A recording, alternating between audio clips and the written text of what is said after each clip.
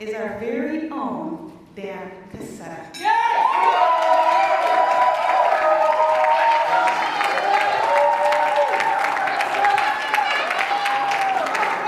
has had a profound impact on thousands of entrepreneurs, leaders, and salespeople over the past 25 years.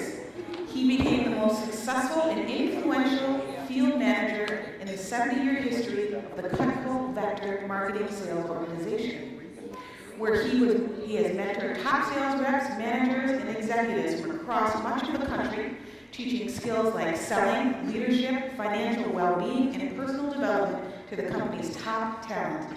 He's also a regular guest speaker at universities throughout the Bay Area and has been welcomed into multiple organizations to share insights related to personal and professional growth.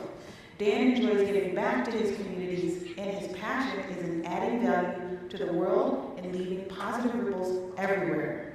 Here he goes. Yes.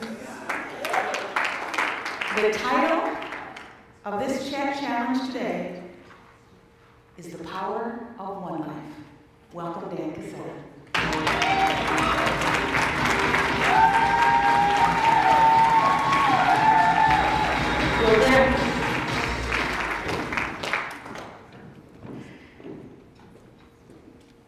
One life can impact so many other lives if we recognize our opportunities and we act on them.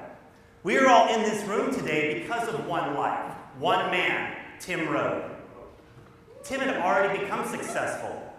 Real estate agent, profitable real estate investor, raised 3 kids, retired at age 40. He didn't have to do this. He didn't have to pour his heart and soul into creating a nonprofit that would impact the world in such positive ways, but he did. One life, one man has made all the difference. I work for a company called Cutco. Are there any Cutco fans out there today?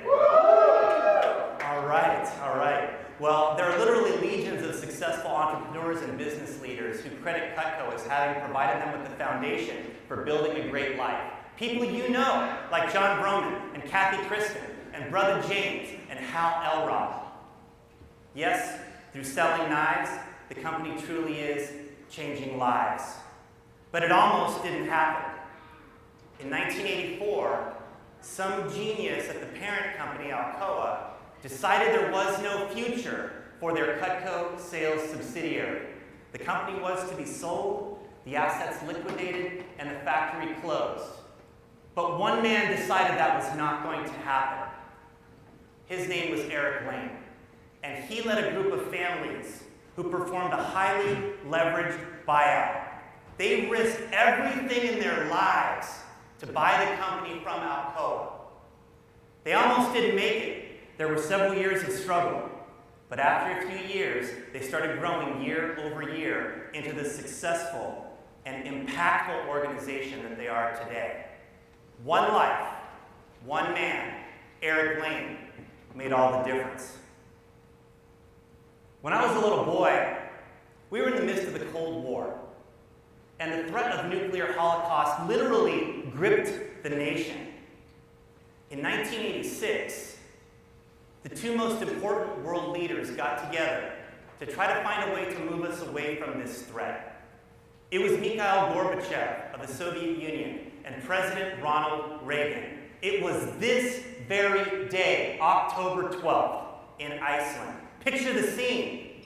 Gorbachev and his team on one side of the table, Reagan and his team on the other side of the table. And at one point, Gorbachev was so angry, he was pounding on the table, standing up, screaming, spitting across the table, the summit in danger of collapsing and failure. Except for the skills of one man. You see, Ronald Reagan, he was known as the great, what? Communicator. The great communicator. He understood people. And politics aside, he had profound skills of influence. He looked across the table and he said, Mika, let's go for a walk. The 2 men wandered outside, and on the grounds of the conference facility was a small cottage which Reagan had staked out earlier in the day. And in that cottage, there was a fireplace, comfortable seating, a far less adversarial setting. And because the summit had basically ended in failure, or so they thought, Reagan and Gorbachev were free to sit in that cottage without any advisors, only their interpreters. And as the story is told, over the next several hours, the seeds were planted to bring an end to the Cold War. The Soviet Union, years later, broke down. A dozen new countries were formed or reformed. The Berlin Wall came down. Europe was transformed. One man, one life, literally changed the world. And there are so many other examples of one life changing the world. In 1955, a woman refused to give up her seat on a bus in Montgomery, Alabama, and Rosa Parks became the First Lady of Civil Rights. In 1989, a young man stood in front of a column of tanks leaving Tiananmen Square in Beijing and provided us with one of the most iconic moments in history. And that picture is seared in all of our minds as a symbol today of the fight for freedom everywhere. Think you're too young to make a difference? On November 14th, 1960, Ruby Bridges walked into a school as the first African American to desegregate an all-white school in Louisiana.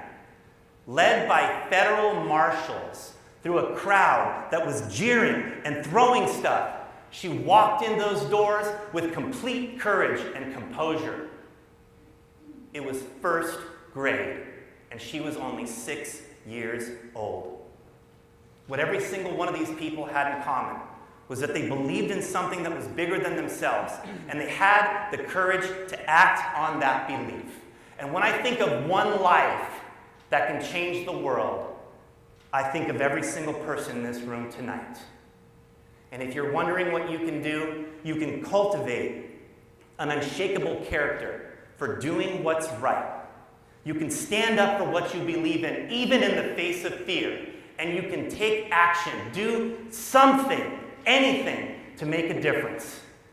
No single raindrop ever considered itself responsible for the flood, but small actions, repeated over and over, can make a huge difference. And last, work on your craft, especially when it comes to communication and influence, so that when you speak, people are moved to action. That, my friends, is how your one life can be fully lived. Thank you.